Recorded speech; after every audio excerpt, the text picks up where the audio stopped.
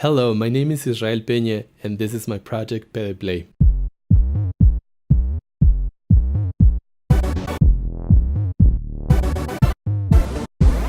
At a recent gig, I got my Behringer UMC 404 HD. I lost it. I'm not sure if it was stolen or I misplaced it. And so I've been using my old UM2 for other gigs, and I'm using it right now. So I want to do an overview and review of the UM2 with an iPad. This is my Behringer UM2. As you can see right now, I have my microphone connected there, and it's connected to my Anchor hub, and which is in turn connected to my iPad. I am recording this in AUM. As you can see, it has two inputs. It has this microphone input, which also works as a line input, and this is an instrument input. Each input has its gain control, and also you have like the headphone and output control. This knob controls both the headphone and the output, the main output. The main output is these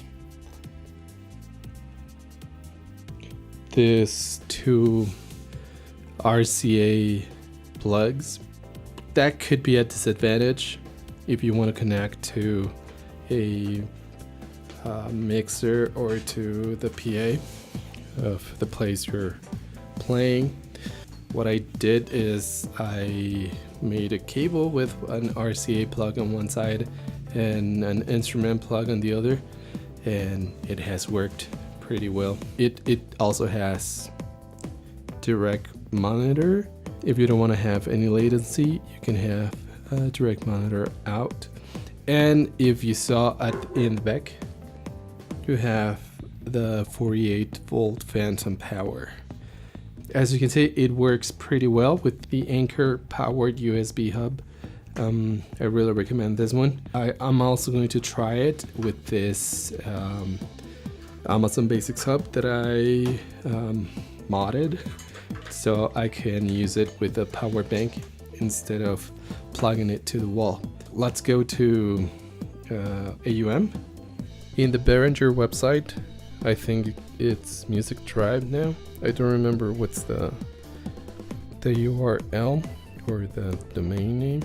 So in the website you can see the specs, which say that this little interface supports only 16-bit depth, and it supports a sample rate of up to 48 kilohertz.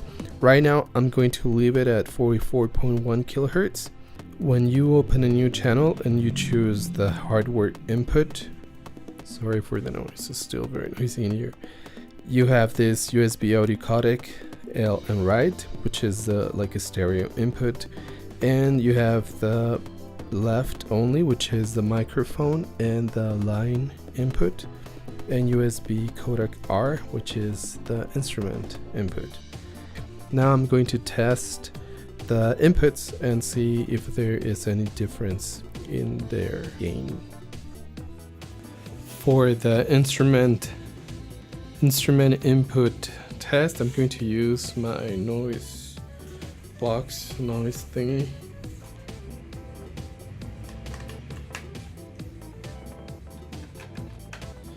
So let me open the right input, and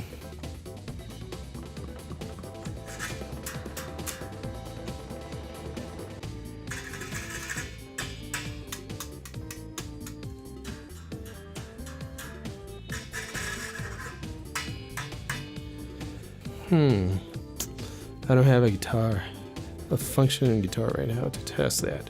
I'm gonna try it with bass.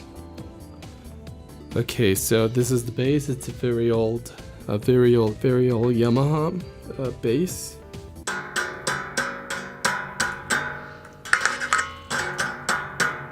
So that's the noise box with the gain all the way up.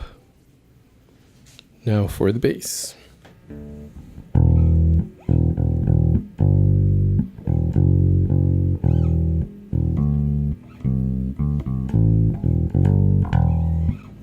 I think the volume on this bass, it's much better. So for the line input test, I'm going to use my iPad mini. I'm going to use this simple RCA to headphone plug cable. I think I also had to change that to fit with these cases.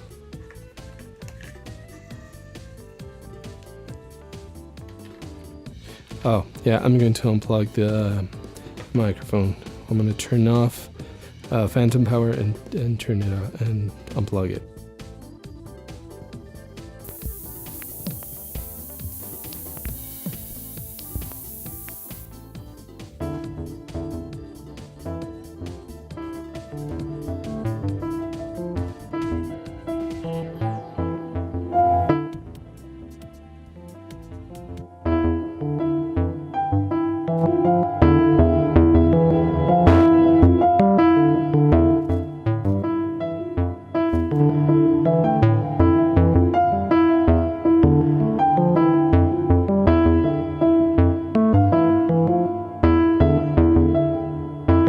Now I'm curious if, because we only have one line input and then instrument input.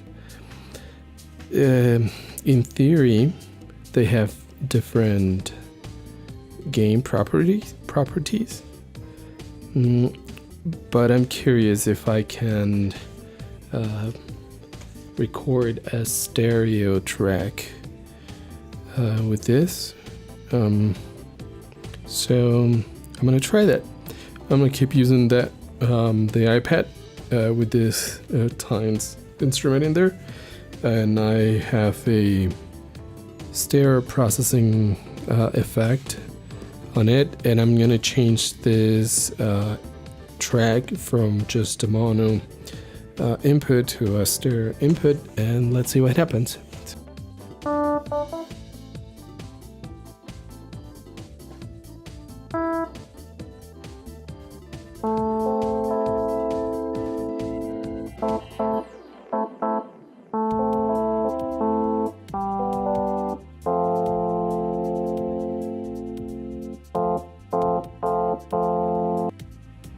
I guess it can be used as a stereo input if we use both of them. So yep, that's basically that. I'm going to try again my noise thing with line input and see what happens, because I'm not completely sure that they're very different. So I'm going to try that. I'm going to turn off phantom power.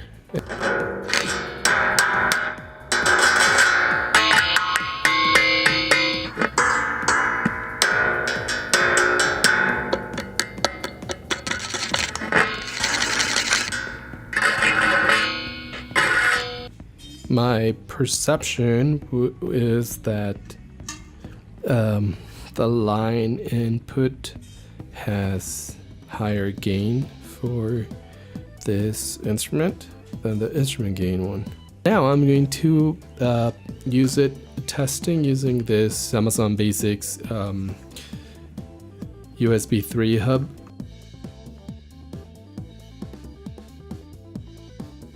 It is now connected to this power bank. Well, the USB 3 hub is connected to the power bank, and the UM2 is connected to the USB hub, and everything is connected to the iPad, and that's how I'm recording this now. And so I get the phantom power out there, no problem, and yeah, it's working. So that was the test overview and kind of a review of the UM2 Behringer interface. I like the interface, not just because it's my only choice right now. That's the only interface I have.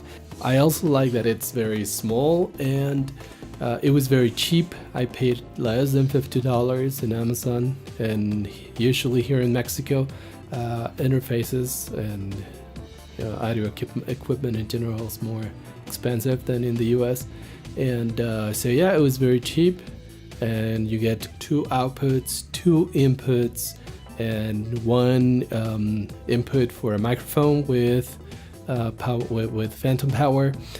So yeah, and I can use this portable rig that I made where I use the power bank and the Amazon Basics USB 3 powered hub. I think that's what it's called.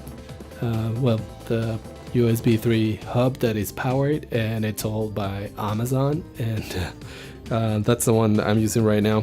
And so yeah, I can run everything on that power bank, the battery. So if you want a very cheap USB interface, less than $50, it's a really good price to be able to record into your iPad. So yeah, thank you very much for watching this. My name is Israel Peña, and if you like this, consider subscribing, and also if you want to help me get a new Behringer UMC 404 HD so I can have my 4 usual inputs and gig with that, you can make a PayPal donation, and you could also buy my album. I have an album in Bandcamp.